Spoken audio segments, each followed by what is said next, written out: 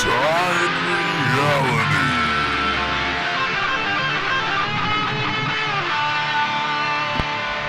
Hello everybody and welcome to Ringside Reality, episode number 30.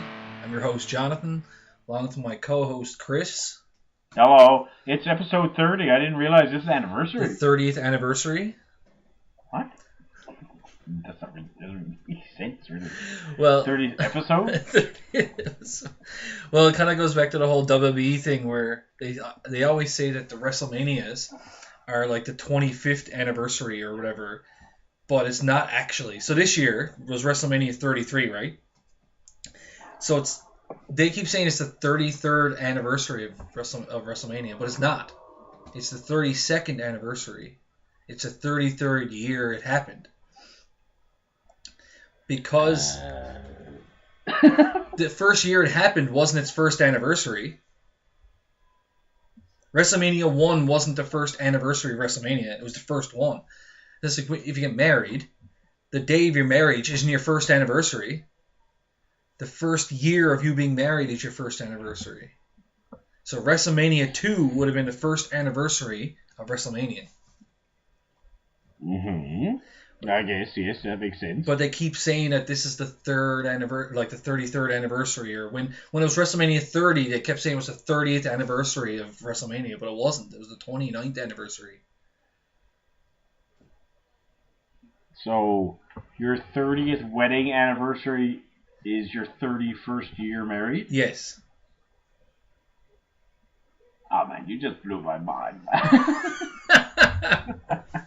Alright, what are you smoking down there, first of all? Nothing. You want some kind of fucking Quaaludes or something down there? PCP. Well, Jesus Christ. I wasn't expecting to start the show off like this. This is... I can't... What's happening? I can't handle this, man. Oh, okay, so we're in the 30th episode. The 29th anniversary. So this is the 31st episode? Is that what you're saying? No, it's the 30th episode, the 29th anniversary. You can't... That doesn't even sound right.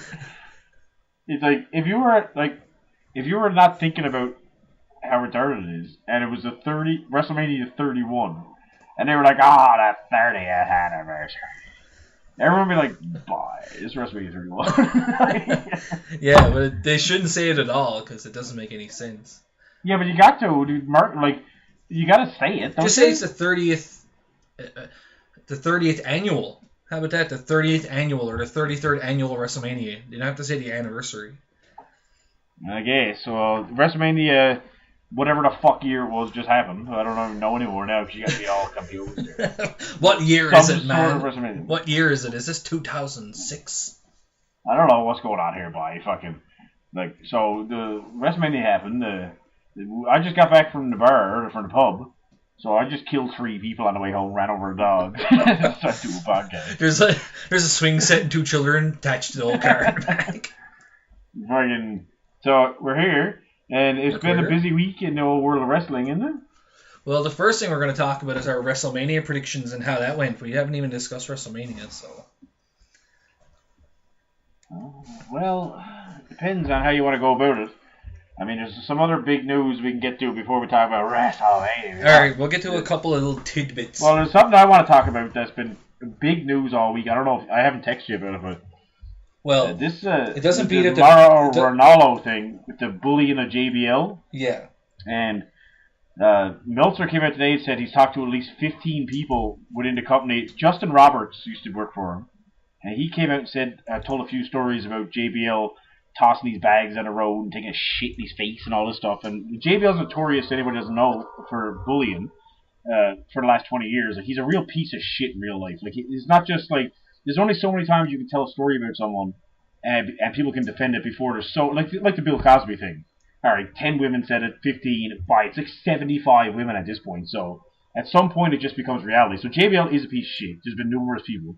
So Justin Roberts came out, and then Meltzer said since that happened, he's talked to at least 15 people who were like pretty much welling up in tears because they didn't want to come out and say anything. It's getting real bad, like the last couple of days here for JBL, and I don't know if they're going to take action on him or not, but something's got to be done, I think, obviously, because the guy's a piece of fucking crap, and he's a bully, and this whole be a star crap kind of just makes it look so, it's a farce, really, when you got JBL there. I kind of just want to get your opinion on the whole Ronaldo thing. That's only one thing. Like, I mean, he's had incidents with the Blue Meanie and this Justin Roberts thing. Like, there's been numerous stories. Well, there's all like, what should be the done whole with story. this guy? You heard the story about Edge, didn't you? When he grabbed Edge's dick in the shower. Yes, I heard that. Like, what should be done with this fucking guy? Well, I mean, they let people go for a lot less.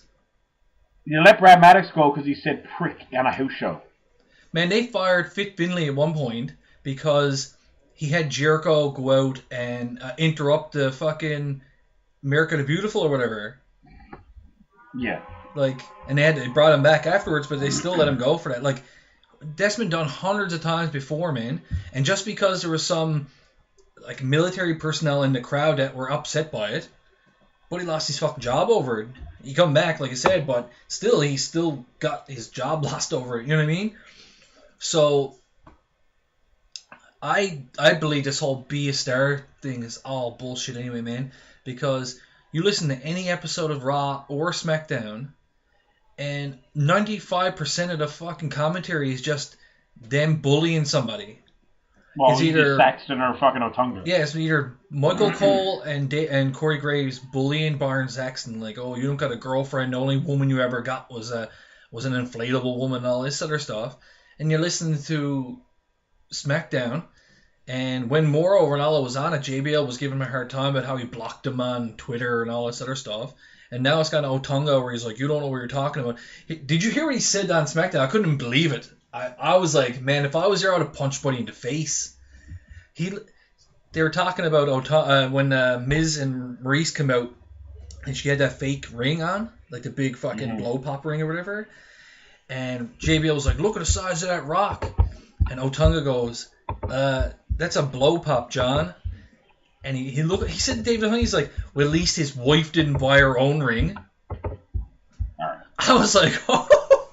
So basically insinuating that David Otunga's wife bought her own wedding ring or engagement ring. Well, I would have fucking punched Buddy in the face. Like, you don't say shit like that, man. Well, like that. Like the stuff I'm talking about is like behind the scenes stuff that like actually affects people's lives. Like there's heel commentators. Like we live in a society that's fucking retarded. You can't even like. No, like, but back in the I know, but like back in the 90s, if like Jerry Lawler looked at like a guy and said like, "Hey, you look like a girl," like in a promo, they'd be like, "Oh," like you couldn't even say that right now because it'd be like, "Oh, there's all this transgender," so you can't say that. The thing but, is, the commentary back in the 90s. You'd never hear Lawler say something about JR. Oh, yeah, you would. Oh, fuck, big time, bud. Like, worse, way, way, way worse than what you hear in commentary these days. I watched the Raws from, like, 97, 98 just a couple of months ago, and you would never, ever, ever get away with what JR was, or Jerry Lawler was saying on commentary to anybody. Well, I would say... You'd never really get away with it. I found he was commenting a lot of the time to people in the ring, which is not as bad. When there's infighting and like bickering between the commentators, like I don't remember that. Well, it's like that's the thing. Like I remember making a joke. I remember making a joke about JR or something else, and like it seemed lighthearted. It didn't seem like he was bullying him. Well, like I don't know. Like the thing with JBL doesn't seem to be anybody talking about like the commentary part. It's just more like stuff that's happening behind the scenes, what I gather anyway. But like I understand that you got a job to do. He's a heel commentator. Like.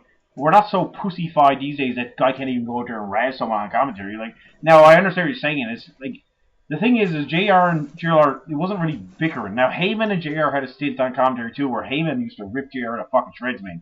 And I mean, like we're talking about like his whole fucking background, the Oklahoma thing. Like there was a lot of stuff said on commentary, but these days it's a lot of bickering that happens, and it's just back and forth nonsense. And I noticed one thing too, that anytime anyone says something, the other guy just shuts it down like right away. Like they can't even say anything. Like Otunga and Saxton can't even talk, man. Like it's way beyond. Like I do agree with you. It's way beyond like it used to be.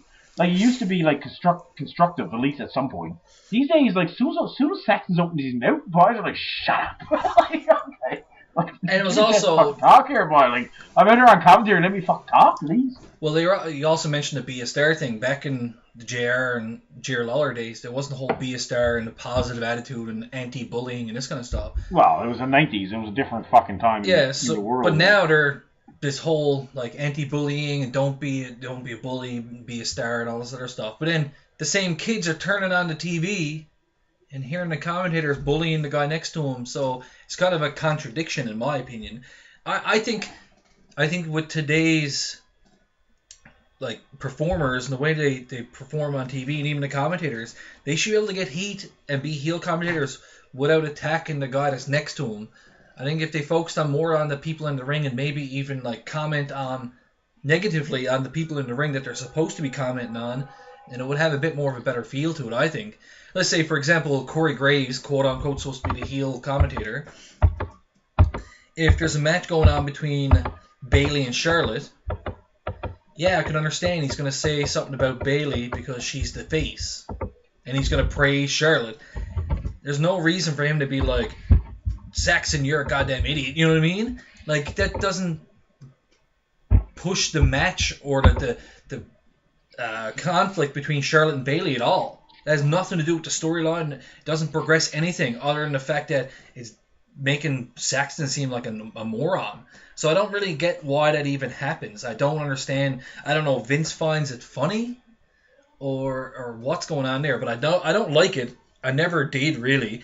I never really even thought about it before. It's been happening the last couple of years. It's just been happening for so long now. Like, you go back to like Jesse Ventura and Vince and Bobby Heenan and Gorilla and Jerry Lawler and Vince. Like Jerry Lawler and Vince especially. Like I thought that come Jerry off Lawler as used like to funny. razz Vince. I thought it come off as funny and almost like lighthearted. But it's not. But it wasn't like if you go back and watch it now. Like you would never be able to get away with it. Like you listen to the friggin' Jerry Lawler and Vince McMahon, and Jerry Lawler is just cutting Vince up like. I mean, he spent half time talking about, and same with Gorilla and the commentary's been doing that forever. Like that's just it's because like you gotta. I mean, if you got fucking goddamn Titus O'Neil versus fucking someone in the ring, and especially back in the day when there was a lot of jobber matches, you're not gonna sit there and analyze this match like it's goddamn Bret versus Owen or something. Like they used to razz each other, and that's all fine. But the times have changed, obviously. Like I disagree. I don't really have a problem with I don't like the Saxon stuff or the tongue stuff because it's not good. That's the only reason why I don't like it. It sucks. Like the commentary sucks. Like if it was good and funny. And, like, I didn't mind, like, a couple of jokes that they make every now and then, but for 90% of the time, I just don't like it. Not because it's bullying, just because it sucks. Like, it's not very entertaining. Well, that's what I mean. It doesn't come off as lighthearted. It doesn't come off as a joke. No, it just comes off as cruel, right? Like, it's not even funny. Like, well, because when Bobby Heenan said something to... If Bobby Heenan said something to Gorilla, and Gorilla come back and be like, oh, Bobby, you know what I mean? Like, oh, shucks. You know what I mean? It's almost that joking between brothers kind of deal, like me and you making fun of each other. You know what I mean? That's how it comes off. It's like a brotherhood kind of deal. It doesn't come off as being like mean. If Bobby Heenan says something to Gorilla's just not like, oh, okay, and just sounds depressed and sounds like he'll kill himself. Well, like they're not allowed. Well, they were allowed to like. But the thing was they were allowed to say something back, right? Like, and that's what made it work. But so I don't know. Like I say, I don't really have a problem. Like I want the commentary to fucking razz each other. I want them to razz people in the ring. I want them to do it, but I want it to be fun and entertaining. I don't want it to come across as fucking like. But the thing is I just want to say one thing. Is JBL came out today because someone stole Justin Roberts' passport like the day before he was supposed to leave the UK. And anyone that has a passport and leaves the country knows that that's a fucking disaster. You're stuck in a country basically. So the rest of the crew leaves, and he's stuck there. And JBL tweeted today and said, basically, I'm not going to comment on it, but I didn't steal his passport. Someone else did. Everyone thought he was an idiot, or you're an idiot, which is also fucking retarded. But that's what happened.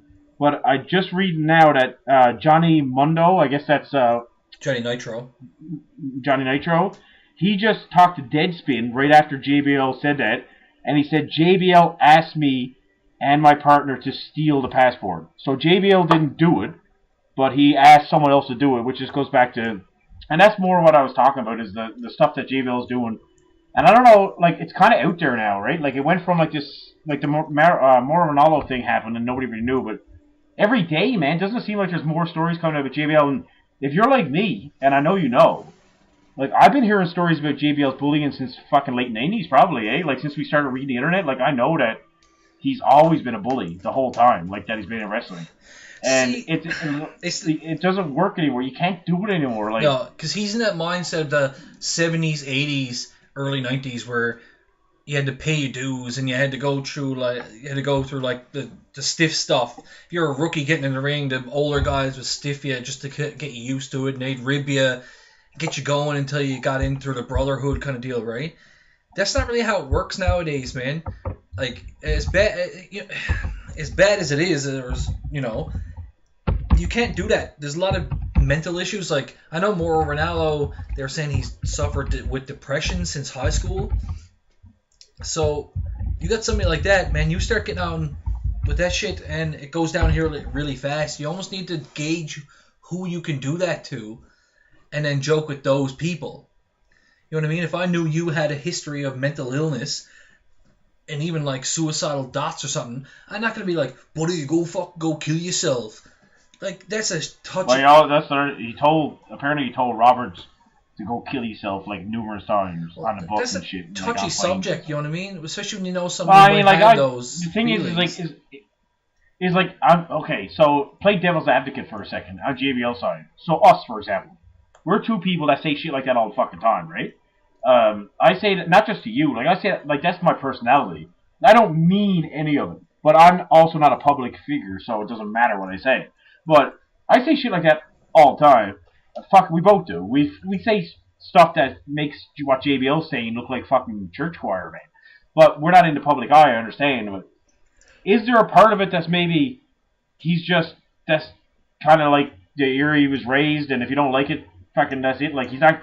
I mean, you can't teach an old dog new tricks, right? Like, so if he's 40 years old and this is the way he was raised, and he still thinks it, I'm just saying, like in his head, he still thinks it's okay. Now the times have changed, and he can't, but he still thinks it's okay because that's how he was raised. And he's probably bit off more than he can chew here. Like, I think he's a piece of fucking crap. Like, I never did like JBL. The worst part is he's not even fucking good at what he does. He's not even entertaining. Like, I can understand when Pat Patterson molested a few kids back in, like, 91. They tried to hide it and cover it up because he booked wicked matches and storylines, and he was actually an asset to the company. Why are they protecting JBL? Beyond me, because he sucks, first of all. Nobody likes him. But how much of this is just he's kind of lost, man? Like, or you know what though? Like I'm not saying that's true because he seems like a smart guy. Have you ever seen interviews with him where he's like talking about financial shit? Like he seems like he's got a head on his shoulders. He's a self-made millionaire. So he's just a fucking prick as far as I can tell. Like I'm just trying to play devil's advocate for a podcast just to make it fun. But I don't agree with anything he does or anything. But like there's a fine line in my opinion, man. Like I don't agree to the fact that everyone. It's like hockey players and stuff these days. Like. Fuck, Pat Burns was a coach in the 80s. He'd fucking take you in the back and fuck say, smarten the fuck up, go out there and play. These hockey players these days, you can't talk to them like, okay, come in the room and, you're a winner. And I don't agree with none of that shit. Like, this millennial shit that everyone's entitled and stuff. And, like, I'm not on that. But I'm also not on the fact that you steal someone's fucking passport and put it stuck in the fucking UK for 5 days. Like, Mr. Perfect was known as a ribber. Owen Hart was known as a big-time ribber. These guys play ribs, but most of the stories that they tell are kind of funny, right? Like, you don't try to hide the ribs. You try to tell them in public. It's really lighthearted and joking around. Well, yeah, like, like fucking Owen Hart ordered a pizza to Stu Hart's room that one time or whatever, and Stu opened the door, and the pizza guy was like, here's your pizza, and Stu was like, what the fuck, or whatever. And it was Owen the whole time just making Stu, like, kind of fun stuff. But, like, there is a fine line, in my opinion, with the whole thing. Like, I'm trying to gauge the stuff that's really bad and the stuff that's like, okay, world, okay, society, like, fucking lighten up a bit here, people. Like, the stuff I read about Roberts is not cool. Like, that's kind of... Well, I don't know, man. agree Steal someone's passport, that's fucking cruel, man. Like, that's honestly, like...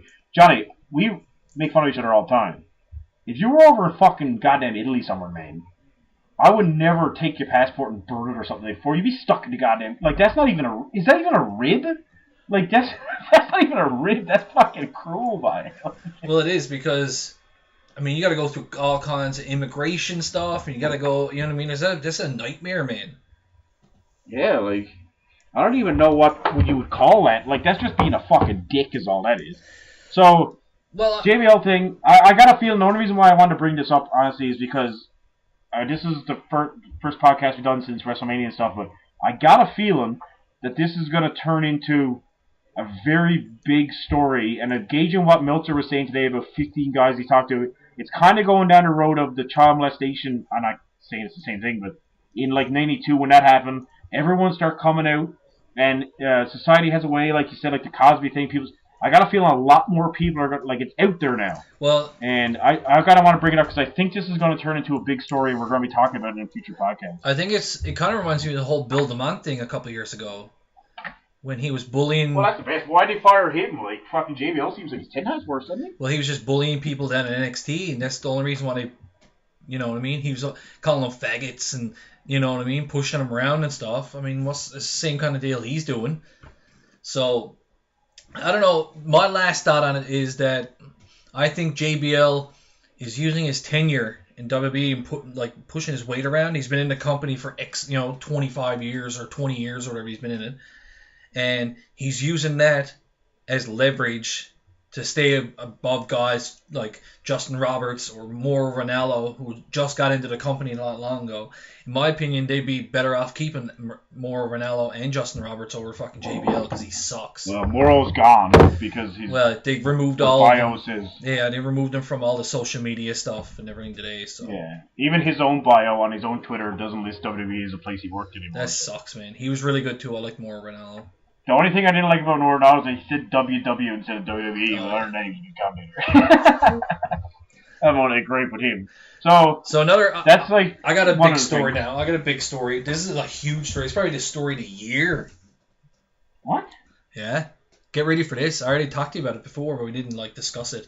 Simon Gotch has been released by WWE. Okay. What a blockbuster. That's big news. Apparently... It's funny too because I remember reading last year somewhere that he was rubbing people like he had a bad attitude or something. He got in a backstage fight with Sin Cara, didn't he?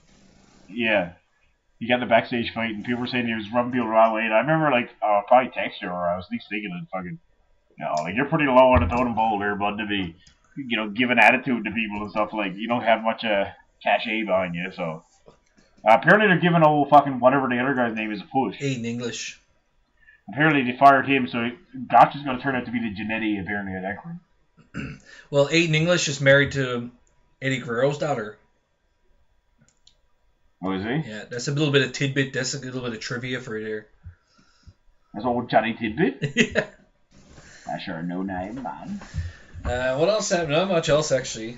All right, well, I guess we'll start discussing WrestleMania, because... I mean, the rest of the show is going to be discussing WrestleMania because it was like 800 million hours long. Well, I don't want to go through like every match. I'd rather just like talk about like quick, like not quickly, but like after a half hour, like best and worst match, like best moment, kind of like. Well, I don't think we need to go through every goddamn match. How about we start with like Hall of Fame? What'd you think of the Hall of Fame?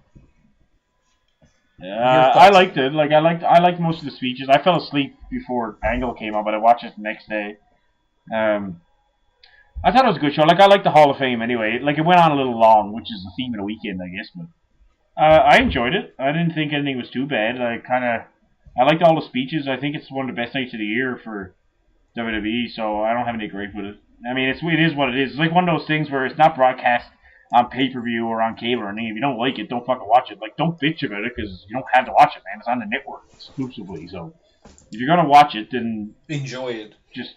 yeah, like, no point watching that and then going to the internet the next day like, oh, that was bullshit. But don't watch it, man. It's not like it's on fucking got a USA Network or it's a pay-per-view that they're selling to you. It's just, it's kind of an exclusive thing that you can either choose to watch or don't watch. So if you do, enjoy it or not. Like, I don't know. I don't mind it. I like the Hall of Fame. I don't know what you. I like it. The only thing, I liked it. I just had there's a few speeches that kind of were a bit long-winded. And I thought they could have shortened it up a bit just because it went long and I was like, oh, God, it's getting... be a bit unbearable, you know what I mean? I can't remember. What did you think was the best speech of the night? I like Jim Cornette's. I thought it was classy. He didn't go off the rails too much. It was a bit of a... Fuck, I didn't want... I wanted him to go off the rails. I was disappointed. I was waiting for him to fucking lose it. Well, like I told you... it's like he's gimmick. Well, like I told you before, I bet you he signed some kind of agreement where he wouldn't, and... I know, but like it's kind of his thing, right? Like, he did say a couple of things. But I thought he gave a good speech. Like I thought it was a good speech. I was just expecting that one moment. Like I don't know. I thought it was good, but I thought Angles was a bit too gimmicky, to be honest with you. Oh like, yeah, for sure. It's almost like when I was watching Angles, what I thought it seemed like it was scripted by WWE writers. You know what I mean? Like it seemed like a promo on Raw. I was just like, man, like, I don't know, like, I kept thinking, like, just someone writing this for him, and Hall of Fame speeches never, ever, usually is you write it yourself and say what you want to say, but that was the only speech I think I ever watched where I thought, like, creative was like, oh, so we want you to do this, we want you to do it, like, they kind of told him what to do. I don't know, it just seemed kind of gimmicky, but it was still a good speech, but it wasn't really even a speech, it was more just like... He came out and talked about, like, different skits that he did, that's all I thought. Yeah, like, my buddy's one of the best wrestlers goddamn fucking ever, of all time. They had, like, props and stuff set up, where they come up with the little hats. Well, that's what I mean, right? They come out with he did the whole sexy Kurt thing, and they come out with the bottles of milk. I don't know, I didn't... It just makes no sense to me, man. Like, this guy, so, like, just off the top of my head, I could think about fucking... He had a match with Austin at, like, SummerSlam 2001, maybe, which was fucking classic. He had a match with Undertaker, I think it was No Way Out, in 06, which was fucking basically a 5-star match. He had that match with Shawn. He had matches with Jericho. I know you can't say Benoit, but he had fucking that match with Eddie too at WrestleMania 20. All these fucking classic matches. He didn't talk about any of that. Like, I heard it seemed Milk-O-Mania like 6 times. Well, yeah, like over and over. Like, if you were a new guy tuning in, you'd think he was a good wrestler that was a comedy character. Like, if you're new, like, you think, like, okay, the guy was obviously good because Cena phrased him up and he talked about his wrestling skills. But, like, that's it. He was a good wrestler that was, like, a comedy character, which he was a comedy character, but he was probably the best wrestler in the fucking world for, like, 5 or 6 years, and then a comedy character. That's how I always see him, anyway. But he kind of, like, the speech was, like, ass backwards to me. I was like, I wanted him to talk about his comedy, but he seemed like he was... Well, didn't he focus like 80% on the comedy and 20% on the wrestling? It was weird. I don't know. Weird speech for, like... Especially Kurt Angle, like, the Olympic... Oh, he's just such a fucking good wrestler. It was a weird speech. So I liked it. I don't know what you thought of it. I liked it. I thought it was, like... Thought it was good. You know, it is what it is, right? We talked about a bunch of the stuff before. Like, the Warrior Award is a big sham to me. I don't even... That's a fucking joke is all that is. Like, I don't agree with that whatsoever. It almost seemed like he that old wasn't fucking Dana Warrior needs to fuck off. Yeah, and it almost seemed like he wasn't even really a wrestling fan, but he was talking about stuff. I was like, that didn't even happen, did it? I think he was talking about old Jake Roberts versus Hulk Hogan at WrestleMania 26. He mentioned something about Kane and Kane doing something. I was like, that didn't happen. What are you talking about? Like, but you know, we don't need to have to talk about it because everyone knows. But this whole Warrior War is just sham anyway. Like, if they're giving an award to anybody. Don't the Ultimate Warrior really, man? Like, people go on YouTube. Look at Warrior fucking shoot interviews and shit. Look at Warrior behind the scenes. Like, the guy was a fucking hunk of crap. I know he's dead, God rest his soul, but he was not a good person. He was fucking homophobic, first of all. Like, he was everything. He was not a good person. He was not a warrior inside. He was a warrior for himself. He was a mark for himself. He shit on the business. He shit on the entire business at SummerSlam 91 when he held Vince for ransom. In the main event of the fucking match. Or of the card, sorry. Like, I don't understand this whole Warrior thing, but it's just WWE, like, revisits history. Even and that's Dana. Even the award itself, like, I was explaining to my wife when it was on, is that if you listen to his speech when he talked about the award, like when he made it, it didn't say anything about giving it to anybody who was, like, dying of cancer or anybody who was talking about, like, helping out in the community, all that stuff. He talked about giving an award to the people backstage and the producers and the guys doing the lighting and the sound work and setting up the ring and all the unsung heroes of the WWE. All the people that make the show go around and make you be able to watch the show that you don't actually see. That's what he was talking about. Wait, what time about giving some old black fella in a wheelchair, was he? Like, no, I watched it a few times and he specifically says, like, there's so many people that make this show go off that you don't have any clue about. They're the superstars that make us look good. Maybe they deserve an award. Maybe the one guy that set up the ring for the last goddamn 10 years or anything, really. The sound guy, the guy who sets up the fucking soundboards and all this stuff. Some of these people work for WWE for fucking ever, man. Why not give them an award? That's what he's talking about. But instead, WWE took this, as a PR stunt to try to get some mainstream media. The only one I really even liked was the Connor one. That's the only award, like, yeah, he's no, I didn't. Like that tugged on I didn't even like that. Well, it tugged on your heartstrings a little bit, right? Like, fucking that whole thing was like, oh, I did like it did. I won't lie to you, it tugged it a little bit, but that was when Stephanie McMahon and WWE were like, we're philanthropists, and like, listen, there's only the definition of philanthropist, at least in my book anyway, is you do shit and get recognized by others, but when you do shit, you don't tell everyone. You can't be a self-proclaimed philanthropist, which is what fucking Stephanie McMahon WWE. You can't, like, that's not even a philanthropist. If you're self-proclaimed philanthropist, that doesn't even make sense. That's an oxymoron, pretty much. Like, she's like, we're philanthropists and we fucking support charities and cancer and all this stuff. It's like, it just came, the whole Connor thing was sad, but it came across again so fake and so, like, the only thing that came across real was the Daniel Bryan part. Every time Stephanie McMahon showed her face stuff, it's just like, but I agree, it was a sad story, but even that was just, they need to stay away from all that shit, in my opinion, man. Like, just this whole Warrior Award and the fucking Connor thing. Just stick to what you know. Do your thing. Like, I just find it so phony.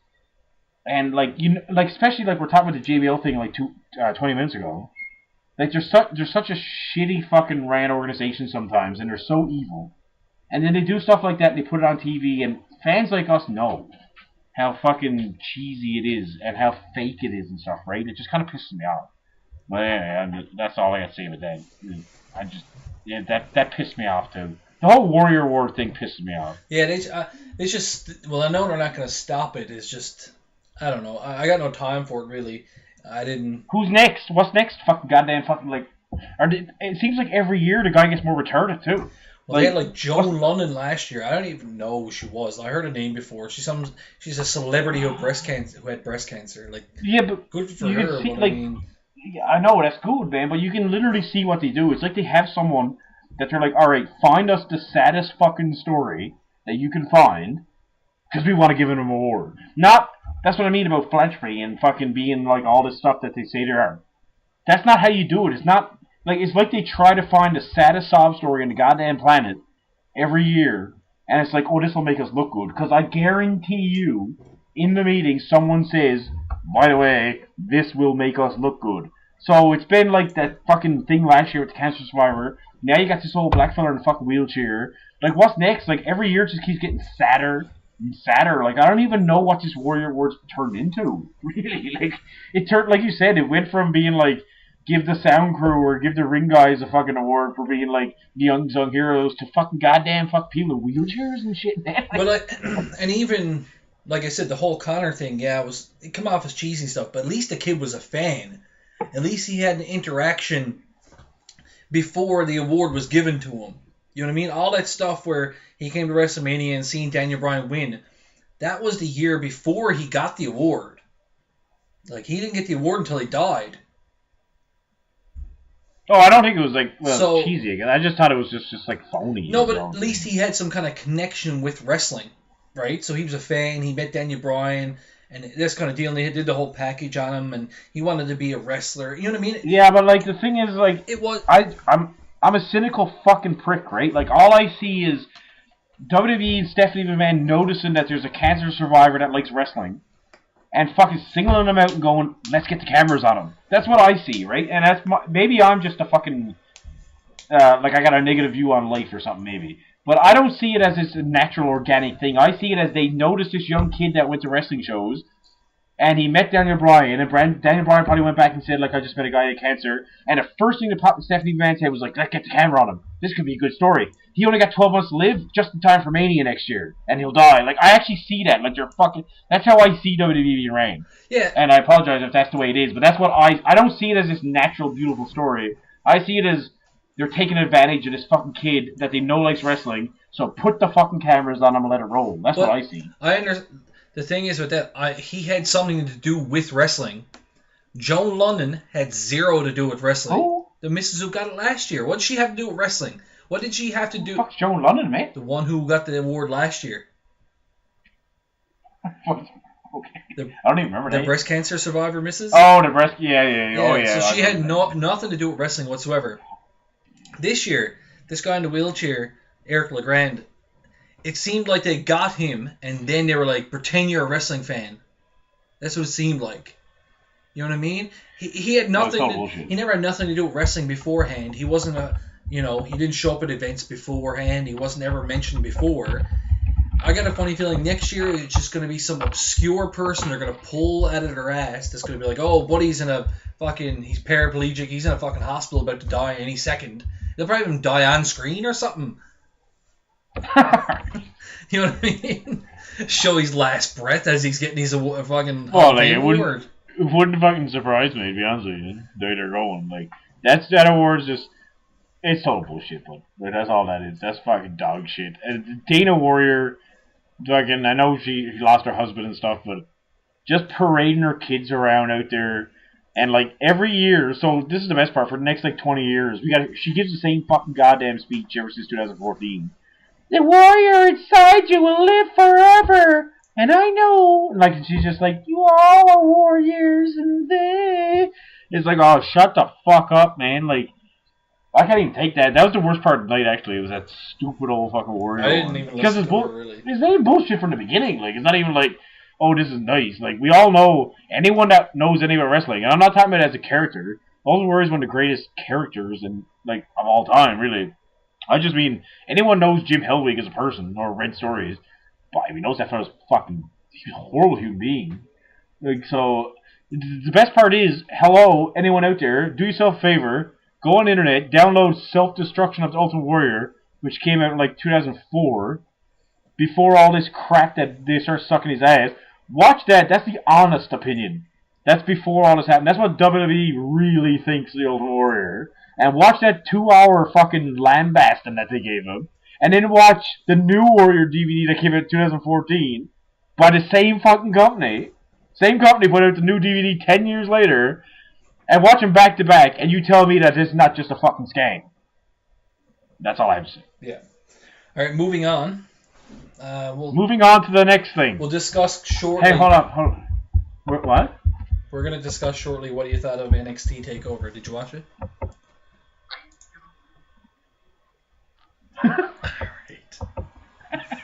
Yeah. I just always love that quote from Step Brothers. I don't give a fuck. No, right. He's got rails already, isn't he? My buddy needs to go back to his old ranch in fucking Texas somewhere in fucking Keeley's Hill after that match at Mania. Well, we'll get to that later. Yeah. NXT, well, we won't spend too much time on it because we only got... You know, what do you think of the show? Was it good, do you think? I thought it was a good show. There was nothing, like, bad on it, right? Like, so I always gauge shows by, like, moderate matches, good matches, and then bad matches. Everything was either good to great or moderate at least. Like, there was nothing like, oh god, fucking. There was nothing like Bray Wyatt versus Randy Orton at WrestleMania, because that was bad. We'll get to that later on. Yeah, well, we'll get to that later. He got his knees up. So, what? We'll just, like, all I know is, like, I enjoyed NXT. I thought it was, funny part is, too, I hadn't even watched the fucking thing since November. But I actually enjoyed it, like, the tag team match was the match of the night, I thought, and, the, Asuka's apparently heel now, I didn't know that. Yeah, me either, that comes as a surprise to me, too. What else happened? The opening match was fun, it was like, it wasn't like a classic wrestling match, but it was goddamn fun, like, it was just entertaining, so, thought it was a good show. What about you? Yeah, I liked it. It's one of those things, like, I know I can sit down and watch an NXT TakeOver and, like, have a beer, and I know I'm not going to be pissed off. You know what I mean? I know I'm not going to be sitting there watching, like, oh, God, I got to watch this again, or I got to put up with this shit. You know what I mean? It's almost a little bit fresh to me. Especially where I guess... You're not going to sit there and be like... Especially where I don't really keep... I keep up on it in the way that I read the results every now and then, just to see who's winning and who's going to go, and... I don't every Wednesday night sit down and watch it religiously. So when I watch the takeovers, it's a little bit fresh because I'm not used to seeing the guys wrestle and stuff. So I liked it. I thought it was pretty good. I guess we'll move on to the main show. Pretty good. The Ultimate Thrill Ride. Oh yes. That's why I was laying on the couch at 12:30 in the middle of the night waiting to go to bed while fucking Buddy was out there. What a thrill ride. Can someone please put me in this, please? Somebody kill me, please. Well, so, I'll try to make it quick. Hold on, I gotta ask, first of all, because when you start off the conversation show, I just want, so everybody knows before going in, what this is going to be. Either this is going to be a lambast or it's going to be moderate. Or what do you think of the show on a scale of 1 to 10? First of all, like what did you think? What do you rate it? So that way we kind of know where we're going with this. And then you ask me what I thought of the show on a scale of 1 to 10, and then we can go from there because we know. I gave it a 6.5 to a 7. Very detailed. That's what I gave it. Okay, I'm gonna give it. I'm gonna give it a 6.5 too. I think maybe. That's what I gave it. Like a little bit better. Well, than, that's it. Have a good night, folks. A little bit better than average. You know what I mean? Like it wasn't shit. Well, it's better than last year's Mania. That was fucking like 2. Fuck. Not even better. Last year's Mania was up there with Caesar's Palace, WrestleMania 9. Fucking right here. All right, hold on. I want to go. I want to get this out of the way. What was your favorite match of the night? The tag match, probably. The fuck was that? Oh, when Hardy Boys came out. Yeah. That was me doing their music, but you can't tell. What?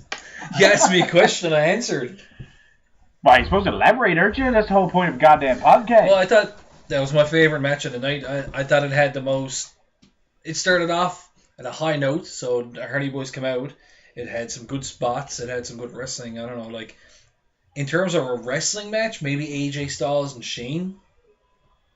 Well, it doesn't really matter what kind of match it was. It's what your favorite match is. All different matches. Different kinds of matches. Like 2 of those are probably my favorite. They're the ones that stood out for me the most. But we all know your 2 favorite matches was Randy Orton versus Wyatt and John Cena and Nikki Bella versus Miz Maurice. She knows that. That was your favorite match. Alright, and what were your favorite match? It's a toss-up between AJ and McMahon. Oh, I usually find like the first match of the night kind of always wins because it's like a hot crowd because it's the first match. But they went 20 minutes, and I said before the show it was going to be the best match of the night, and probably. But I gotta be honest with you, I'm going out of left field here. I gotta pick AJ and Shane for match of the night, but I'll tell you something I enjoyed a whole hell of a lot, and it was only like 4 minutes long, but it didn't have any goddamn flips. Didn't have any fucking ladders. Didn't have anything. It was just 2 gigantors going at it in a fucking like 4-minute fucking heartstopper. Brock Lesnar and Goldberg, for what it was, first of all, it fucking gave the crowd a shot of life because the crowd was fucking dead. Seth Rollins, Triple H, John Cena, Nikki, and Randy Orton and Bray Wyatt was the 3 matches before that. Yeah. So the Hardy Boys came out and the crowd went fucking nuts. After that, you had Cena, Nikki, Seth, Triple H, and Randy Wyatt. So in those 3 matches, that was like about an hour and a half of real time. That's when I went to the couch. Lesnar and Goldberg, I can't believe I'm saying this, but it was like 6 minutes long, I guess, or something. But that was just like, it got me back up. I was like, holy fuck. Like those 3 German suplexes, and then he came back with the spear and shit. What the fuck was that? Oh yeah, so he came back with the spear. And like I said, I can't believe that I actually enjoyed it. But it was like an old school, like I was like, okay, like this is 2 fucking mammoth wrestlers, like big guys, going at each other in a wrestling match. And it was like, and then second one, well, probably AJ Shane. The Hardy Boys, that was more of a mark out moment than anything, really. I was actually kind of like fucking marking out so much I didn't even really realize what was going on in the match, man. Like, I marked out hard when the Hardy Boys came out. And then, like, I didn't think the match was that great or whatever, but, like, just that moment was fucking fantastic. I like the Hardy Boys coming out. It was a bit of a shocker for me. It was a... Oh, the Hardy Boys coming back was moment of the night, I guess, wasn't it? Oh, like, we can agree on that. I mean, nobody... It was rumored to be happening, but it was one of those things you didn't believe it until you seen it, kind of deal. So, it happened. I just want to start at the beginning a little bit. I was going to make a little note that the setup and like the set for the WrestleMania was fucking amazing. Yeah, it was probably one of the best I've ever seen. Like, the production value of that was fucking phenomenal, man. The ramp... They went over the top of that, man. That was fucking... The ramp was like 800 miles long, man. Like, holy fuck. Well, there was a cool visual of fucking... The ramp made a lot of... Like, everyone will have different opinions on this. Not even opinions, just stuff they like, because we're humans and we like different shit. But 2 things I liked was there was one point when Cena was running down the ramp and they went to a really far away angle, and you could just see his little body kind of running down the ramp. And I was like, wow, that's fucking cool. And then the second one was, there was a snake following Randy Orton down the ramp. And it was like following him underneath his feet. And I was like, whoa, that's fucking cool, man. Like, it's like, I went back to being like a 7-year-old kid. I was like, oh, that's fucking sweet. Yeah. And LOL at Triple H's entrance, by the way. I know I bash him every show, but so I might as well keep her going. Triple H, what in the fuck was that? The only thing, Stephanie looked hot as fuck. Triple H, I was saying it to my wife when we were watching it. It made... Okay, so I'm going to break it down for a second because... Break it down. I got one question. Why were the police with him? Like, I don't really understand why the police were with him. So, he comes out in this, like, biker getup, and Stephanie's got the leather pants on, and she's in the biker getup, and he's on the three-wheeler, and it's supposed to be badass. But then he's got a bunch of cops on these little, like, mopeds with their sirens going. It made no sense. I said to my wife, it would have made more sense if he came out with a biker gang, wouldn't it? He would have seemed more badass. Would have had to fit that whole biker theme. So I'm just gonna go back a couple of years. Like he come out with the Terminator one a few years ago, and he had people dressed up as robots and stuff around him. Last year he was the Barbarian, and he had people dressed up as barbarians and stuff around him.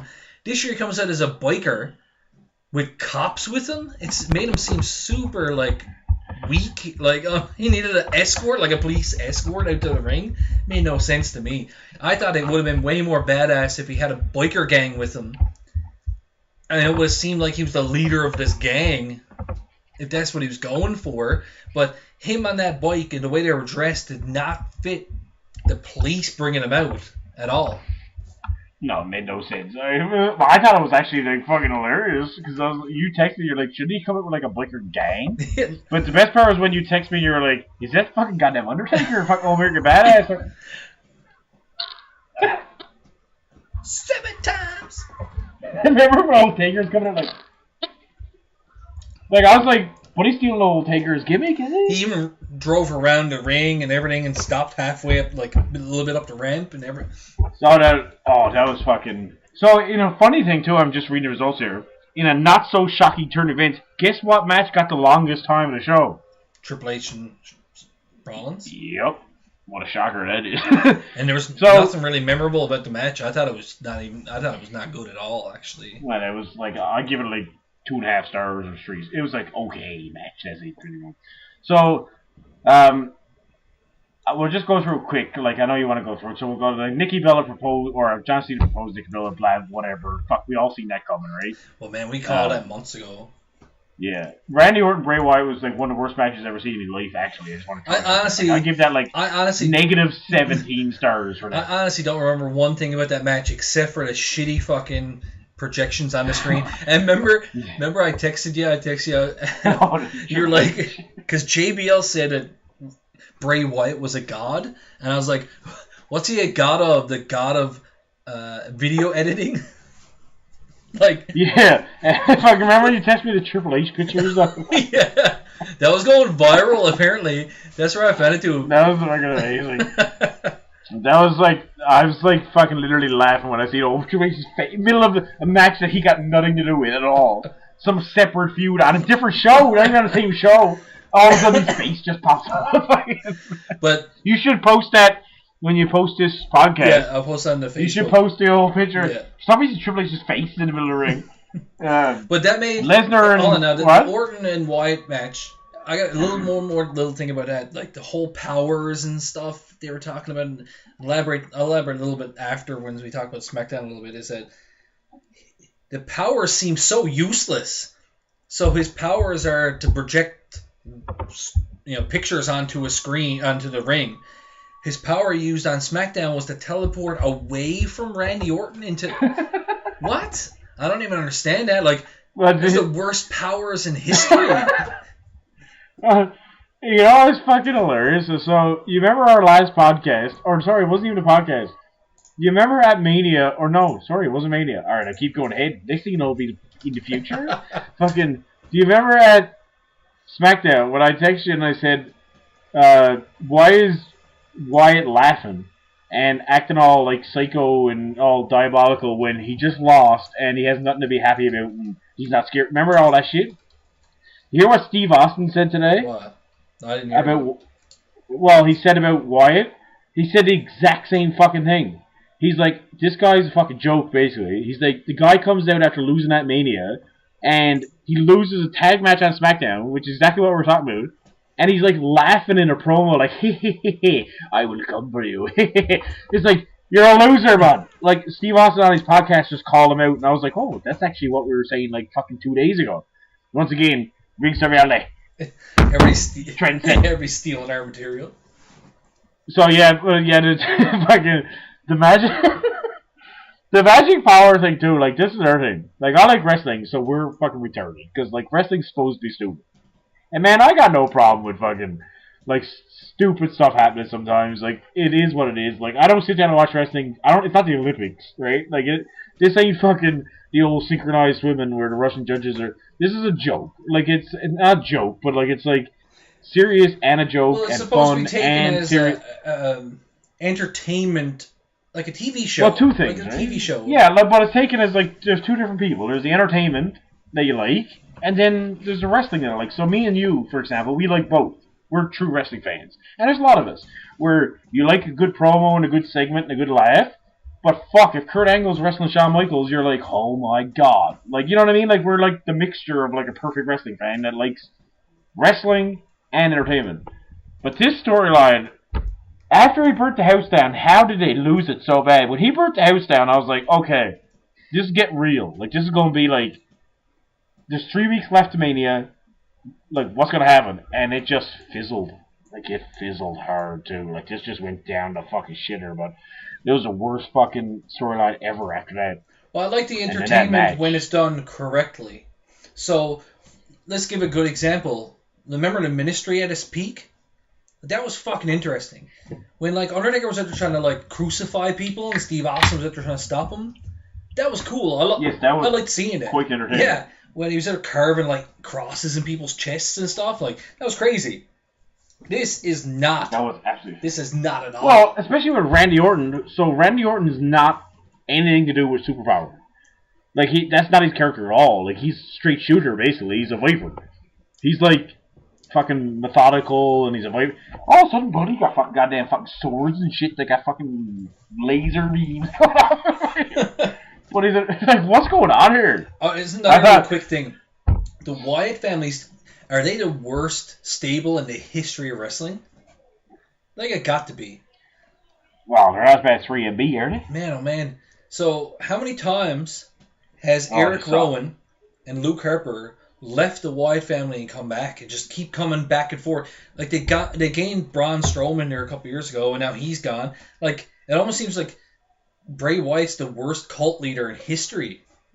Well, you're right. There's a horrible stable. Like let's just say what's going to happen because this is what we do on this show.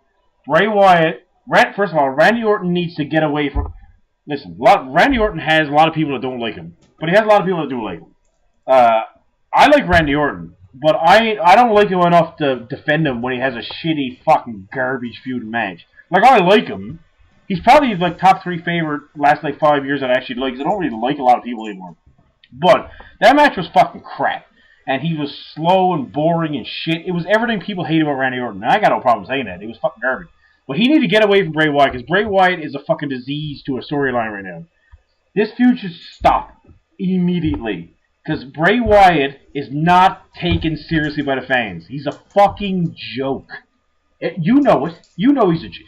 The way they booked him, the fucking guy is laughing and trying to act all psycho and shit. You just fucking lost all your matches, dude. Get away from him. The only chance that Randy Orton has is if he gets away from Bray Wyatt and fucking just starts another feud like immediately. But it looks like this is going to continue, which is horrible. Horrible, horrible. I don't know what you give it. I give it 1 star, that match. Honestly, I swear to God, I'm not even being sarcastic. Even after it's over, Because we give stars to matches. I give 1 star. I don't know what you gave, but that was a bad match. I'd have to give it 1 star because, like I said before, I literally don't remember anything about the match except for the projections. Yes, you do. Like I almost like worms and that's shit. all I remember. Like I tuned out for the rest of it. Like I remember. That was like. I remember looking up. That's how Bray Wyatt's gonna win, by putting old fucking projection screen. I don't understand. What a demon. Yeah. Like I don't get it. So the funny thing was too, like Randy Orton was on his back for the most of it. Like when they come up on the screen, so Randy Orton couldn't even see it. So I don't even understand. Was he supposed to be freaked out? But he was on the ground like selling a move at the time. And so he was supposed to be freaked out because he couldn't even see what was going on. Would it have made more sense that he was stood up when it projected so he could look down and be like, what the hell is going on to the ring? No, he was laying on his back when it was happening, so I don't understand it. Yeah, I gave it 1 star, and like I said, I don't remember. The match was so forgettable. Like, it's... Well, it's just so bad, like, I know that, like, and this is the thing, is today's wrestling fan is not Randy Orton type wrestling. And I understand that, man. I honestly do. Like, I mean, what I say I don't think is right. It's just my opinion. Same with you. Like, whatever you like, it's not like, oh, I'm right about this. It's just an opinion. I'm sure that's stuff what you think if you're a logical person. Like, you know, like, I got my opinion. Like, Randy Orton is a fucking great wrestler, in my opinion. Like, he's a good wrestler. But he needs the right opponent. But that was fucking something to see, but, like, I don't know what... I was on the couch, man. I was falling the fuck asleep. I was like, this is horrible.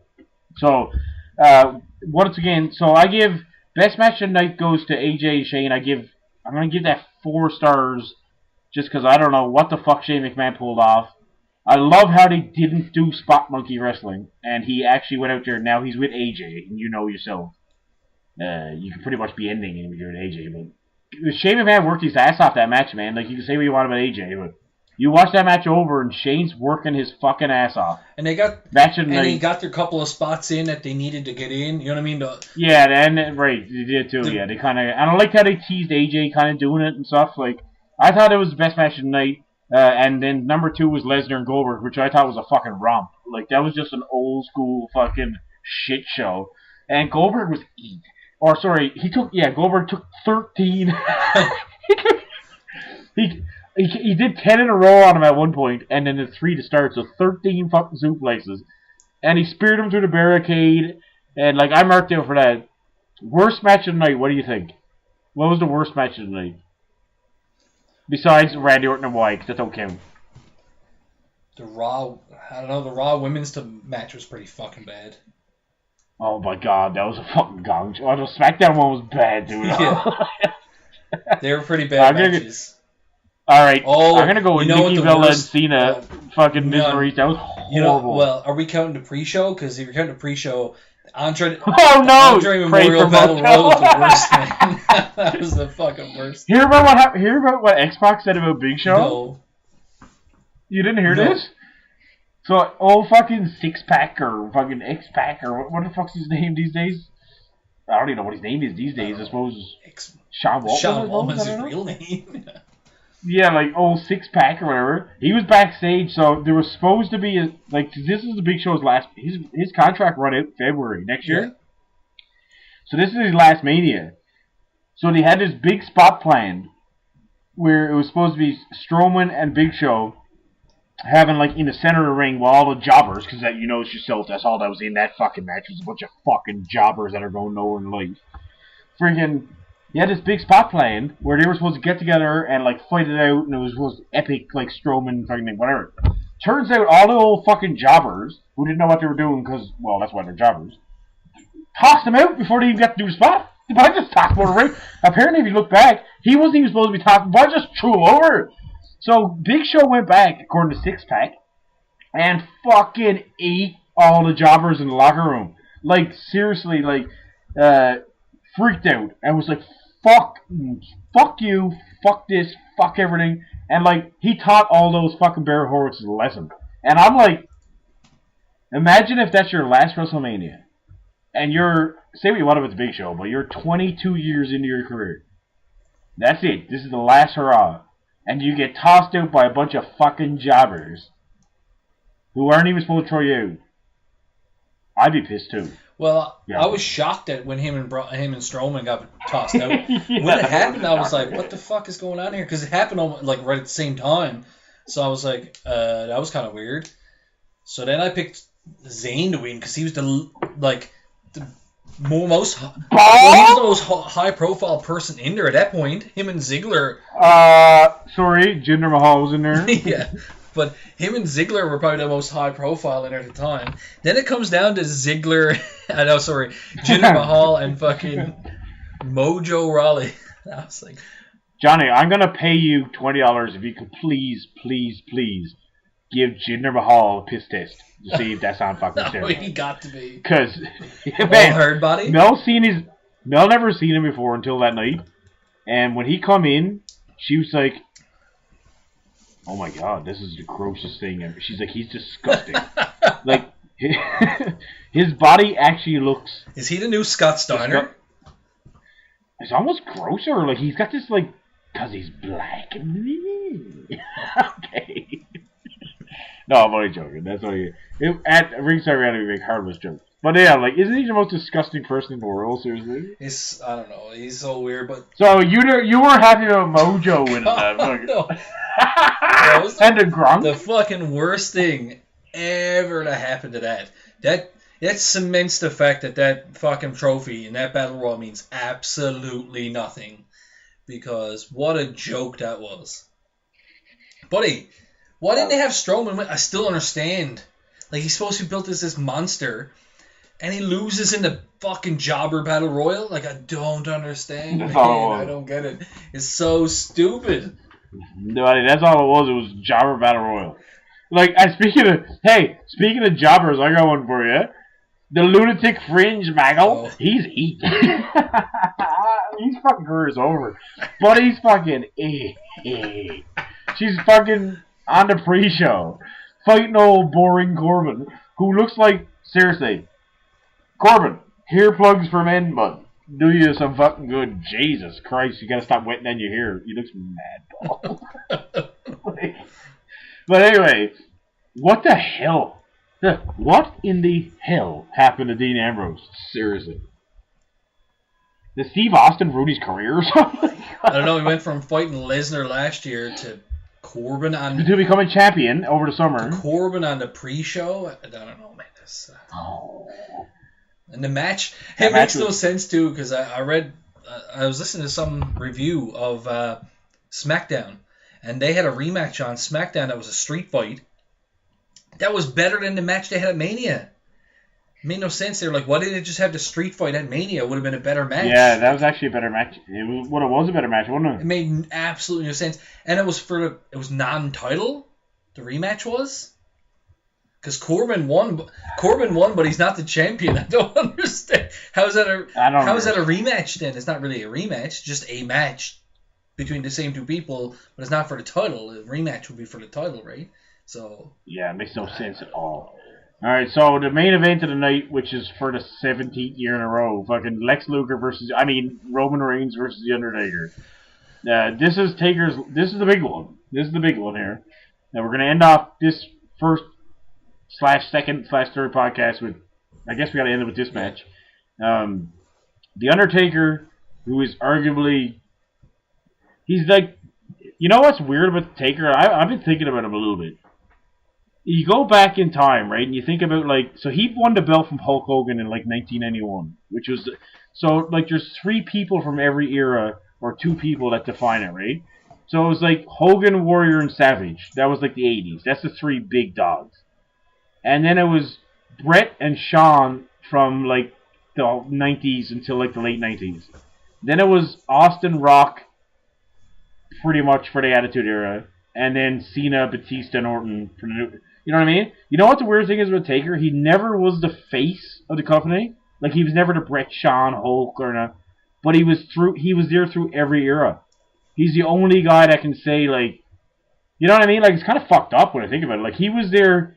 And he was a prominent player in every single one of those regimes. Like, every time someone came and went, there was the 80s, the Golden Era, the New Generation, the Attitude, the Ruthless Aggression.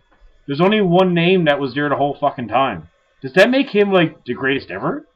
I think. Or does it make him, for sure. or because he was never the face, because he was never like the guy, like because Taker never was like the main, like he was never Austin or like you know what I mean, right? He was never like he was never doing the talk shows and on Larry King, and he never had the belt. I mean, he never won his first title, or sorry, his first title reign lasted a day, but he never won his first belt until WrestleMania 13.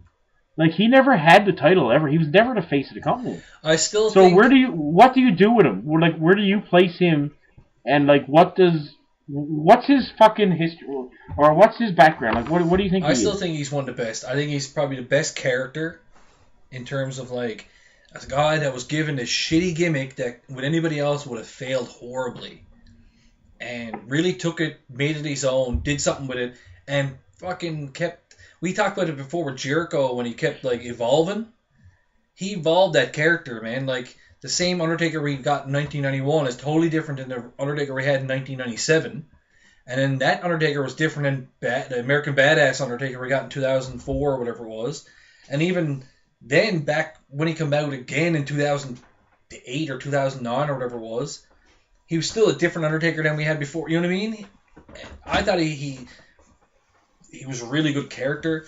From what I understand, his backstage presence was like second to none because he was a mentor for everybody. He was the kind of guy that nobody fucked around with. Because you heard that you had to hear their story before when Shawn was going to fuck over Austin.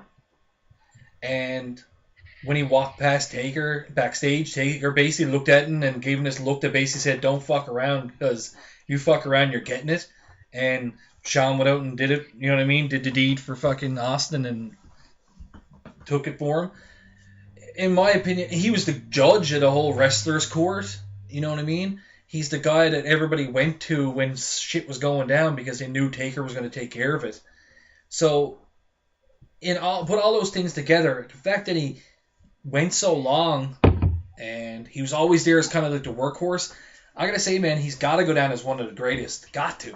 He might not be he might not be a 5-star wrestler. He might not have, but he's... Yeah, but he is, though. Like, that's the thing. You just talked about evolving his character, man. Like, dude, he's had some of the best matches. Like, fuck all these fucking guys that do all this shit. Like, Taker's has... Honestly, like, him and Michaels in Hell in a Cell and Bad Blood is a 5-star match. Like, he's had... Like I mentioned earlier, which is like a friggin' lead-in. Like, his match with Kurt Angle in 2006. Like, Taker's had matches. His match with Shawn Michaels at 25, even though I don't agree with it, some people consider it the greatest match of all time. JBL, one of them, apparently. But, like, a lot of people do. So, like, you can't even really say, like, that's the thing, like, most people think of Taker, and the first thing they say is, like, well, he might not be a classic wrestler. He kind of is, man, because, first of all, he made... In some people's opinions, he might be in the greatest match in the history of fucking wrestling. I say that in terms of like he's not a Bret Hart or a Benoit or an Angle, so he's not a pure or an Eddie Guerrero. He's not a pure wrestler.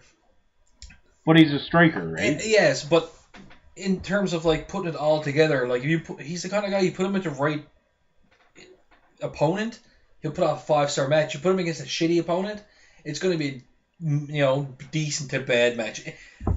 He's put off a few stinkers, but he's not one of those guys where Undertaker comes out, you're like, oh, fuck, this is going to be garbage. Especially 10, 15 years ago. Now, maybe. I mean, look at the fucking Roman Reigns debacle here at WrestleMania. Well, I'm not going to talk about Roman Reigns on this podcast because he came out on Raw, so we'll talk about Roman Reigns on next, in my opinion.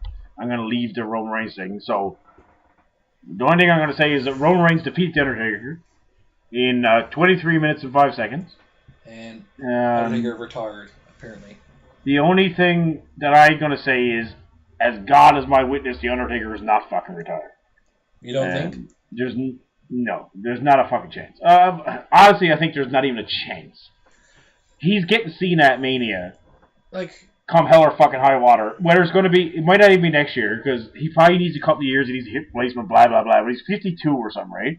I know Hulk Hogan wrestled when he was 55. Lots of times had big matches. He's going to go away, but his last match is going to be against John Cena, because that's the only fucking dream match they got left.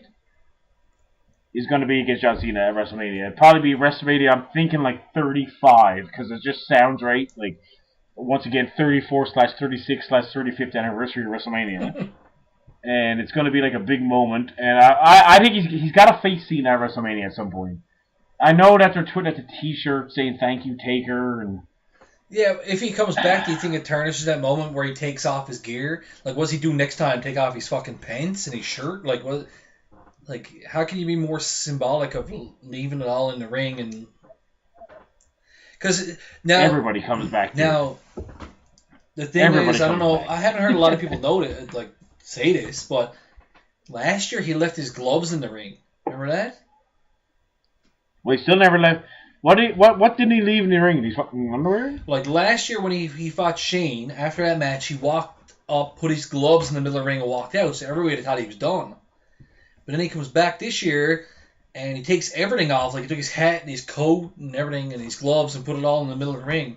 So what do you do? Like you said, what do you do next year? Take his fucking pants off? No, like singlet thing he wears, or striptease? He does a little Shawn. He does a little Shawn Michaels striptease in the ring while he's Taker. You know I'm dead. All right. So I don't know. Like the match was fucking. We gotta talk about the match a little bit because it happened to Mania. I thought it was steaming Paul. Oh yeah, crap.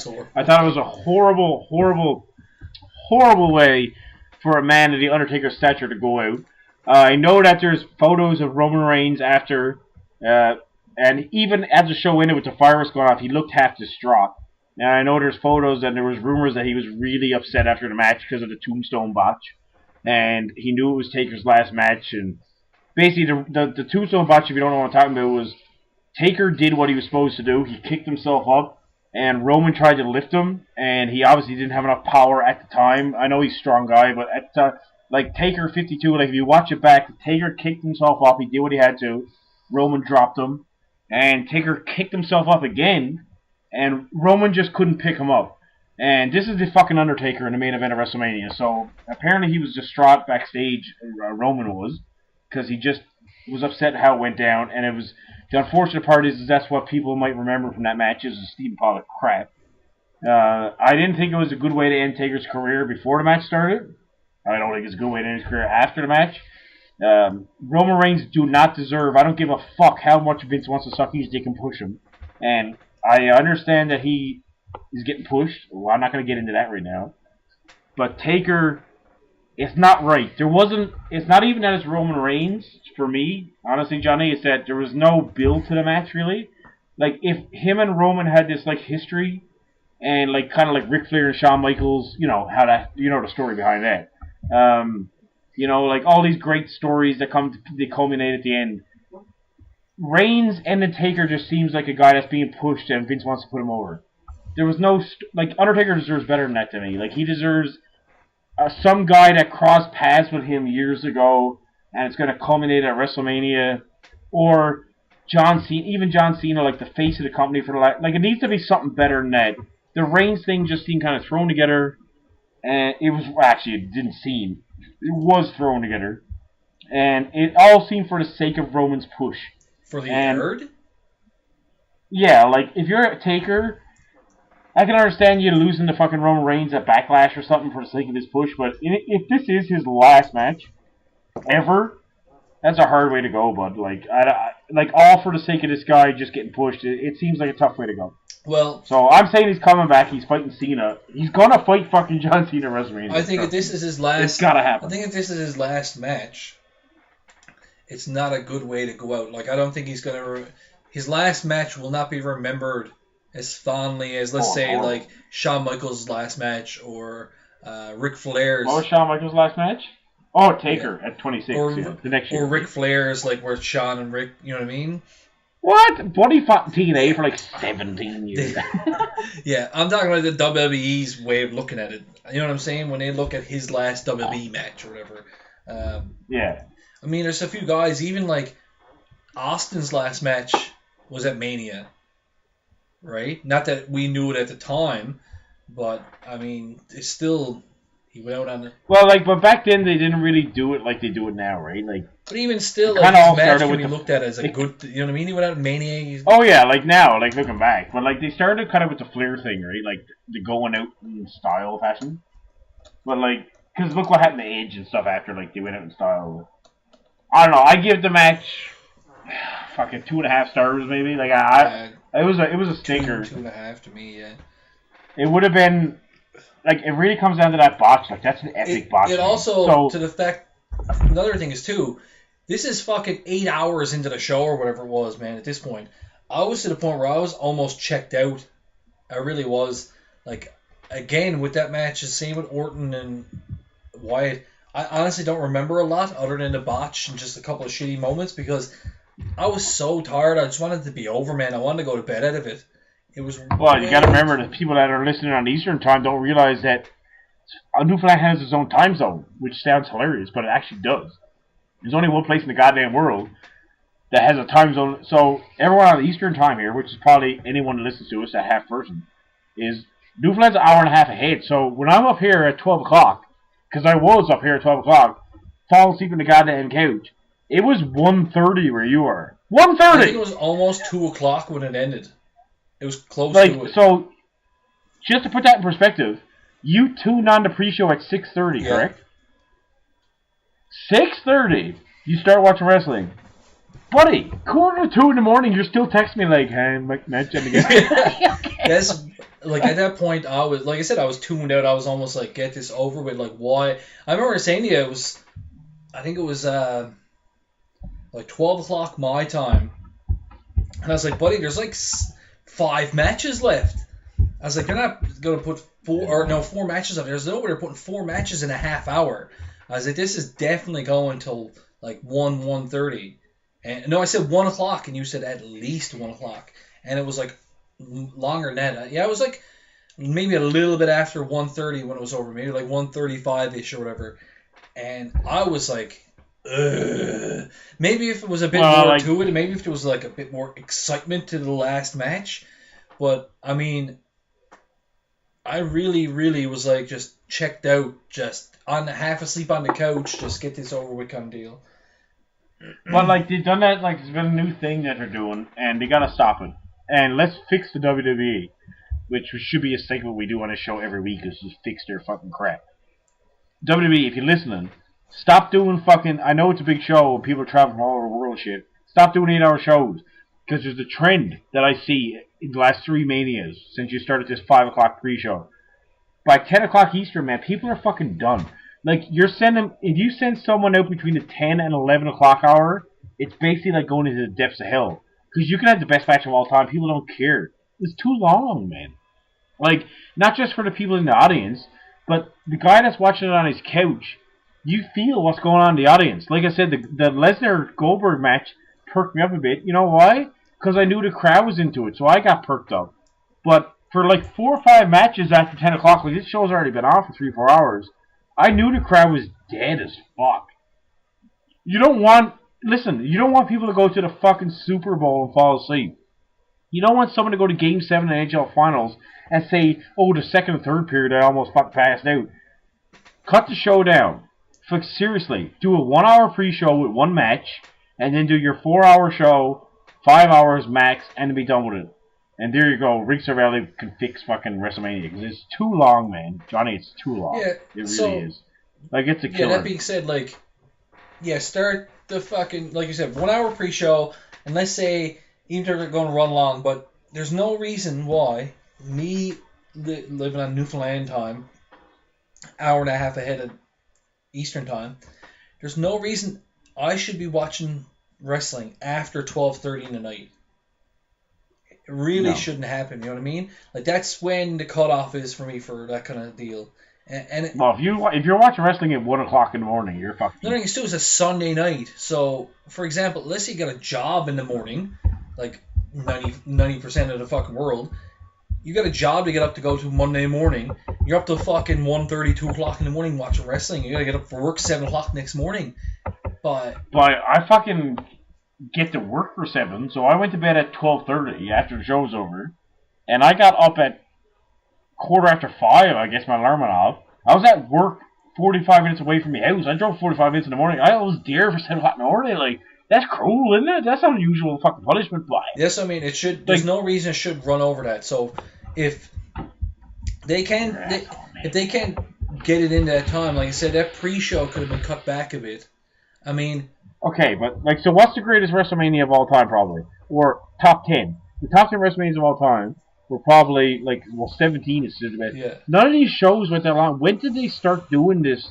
It's only been the last, like, few years, I guess, right? Yeah, like 3 or 4 years, maybe. Last probably, like... Oh, there's been a while since they've been doing it to 4 hours. Yeah, no. I mean, but see, here's the thing, and this is what everyone. Well, I don't know if you know, but I used to order a lot of pay-per-views. They had to syndicate the pay-per-views. It had to end at like before 11. They had to because the pay-per-view network that was supplying the broadcast to them would only go till 11. So usually pay-per-views ended at 10:45, 10:50. Like I mean, people, I watched 300-400 pay-per-views in my lifetime, so I know like. 10:47, 10:46, 10:48, something like that, to show it in.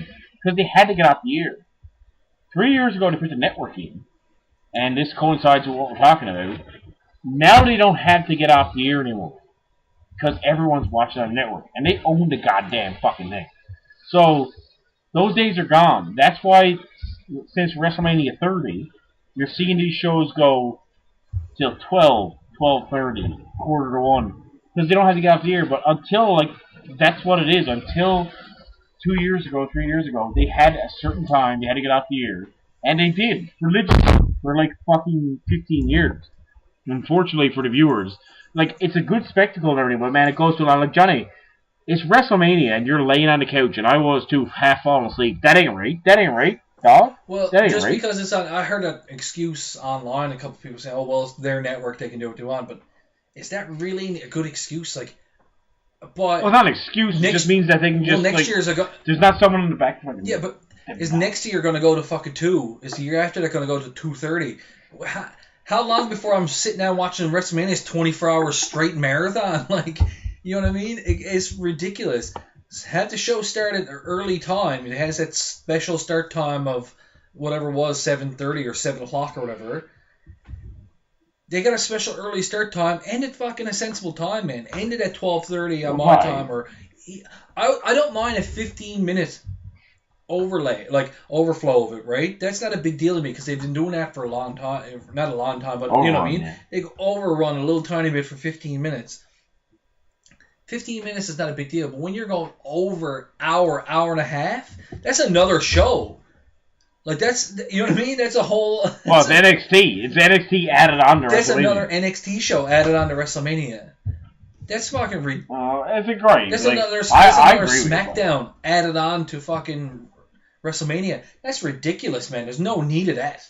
It really isn't. That's just no need of... If you can't manage your time better, well, that's your own fucking problem, man. You need to cut some people or cut some segments or... Once again... told you fucking last podcast, Ringside Reality, cut the fucking matches. Not every goddamn jobber need to be on it.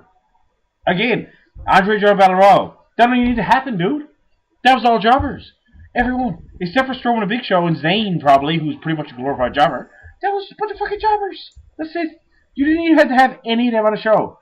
Mojo Rawley did not need to be on fucking... God, no. You could have cut that match. So... And even the main card is just jobbers. Jobbers. Like, just cut the matches. Put it down to 7 or 8 matches. Do a 3.5, 4 hour show. Everyone stays hot the whole time because they're not bored off their fucking ass. And they ain't going stiff from sitting in the same seat for 95 hours. In my opinion, John Cena and Nikki Bella, Miz and Maurice didn't need to be a match. No, that should have just been a segment. Yeah, I was just thinking about standing. Like, that really didn't need to be a match. You could have had Miz and Maurice come out making fun of him again. Cena and Nikki Bella come out, beat him up, they run away, and then Cena proposes to her. That could have been it. It didn't need to be a match. Cut it down. It could have been a fucking 5 minutes. The only thing good about that whole match was Miz. He carried, so anyone that's out there fucking John Cena lover, and John Cena's face up me, I understand. Newsflash, Miz carried this feud. Made it interesting with those whole total bullshit stuff, dressing up as Cena. He made his feud all he could, and he carried that fucking match. He played to the crowd. Cena was just, it was like a house show for him. He just went through the motions. If you go back and watch it, Miz literally carried that entire fucking match. props to you, Miz, for the whole storyline. And I know that John Cena didn't want to do it, but you made it at least watchable, I suppose. Alright, well... But yeah, it didn't need to be a match, I agree with you. It could have just been a goddamn segment. Could have been a backstage segment, couldn't it? Yeah. Alright, well, we're getting a bit long-winded here, I suppose, so we'll clue it up here just when we get to almost an hour and a half, so... Boy, it sounds like you're on a flight to Florida tonight. Let's say mean flight to Florida. Ciao.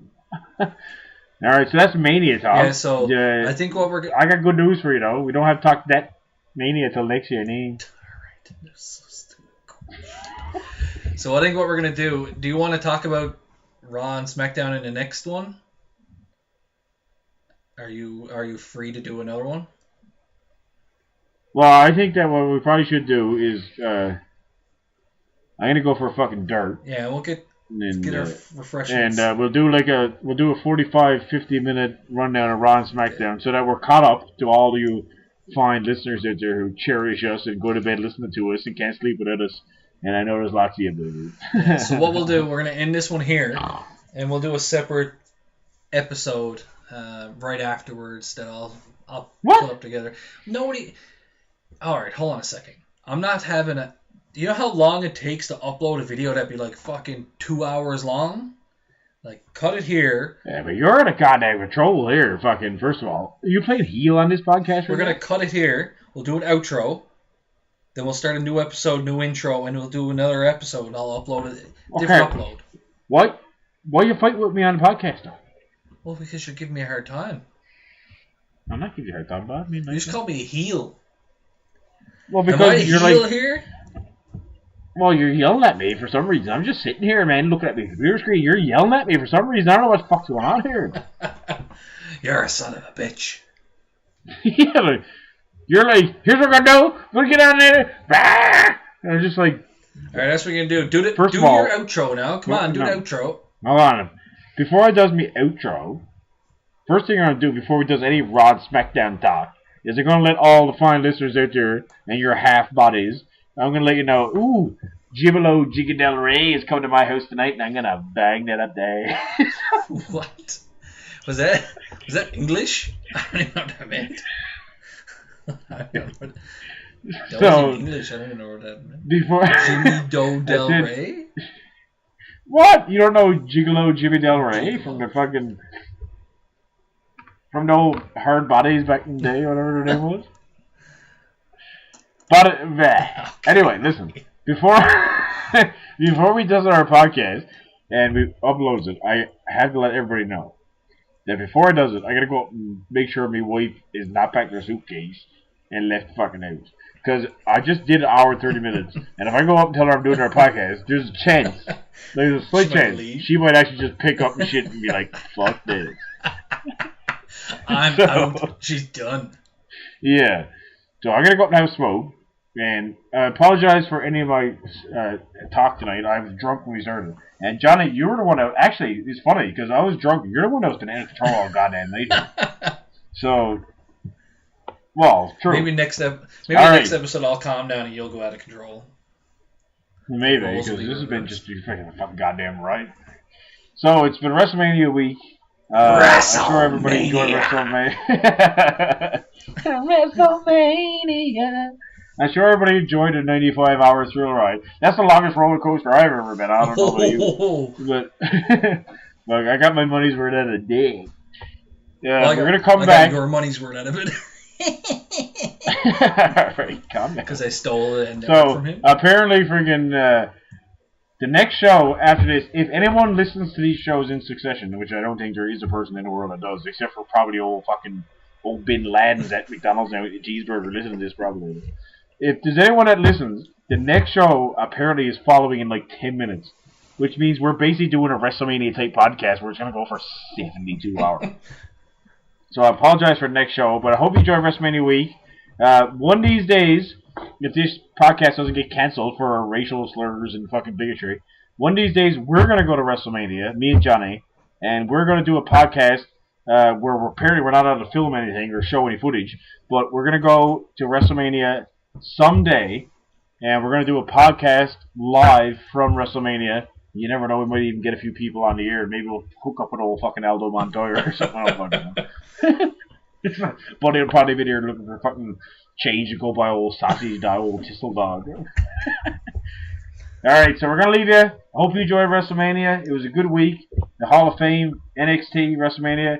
Man, we'll see you in about 14 seconds when we start the next podcast. See you, everybody.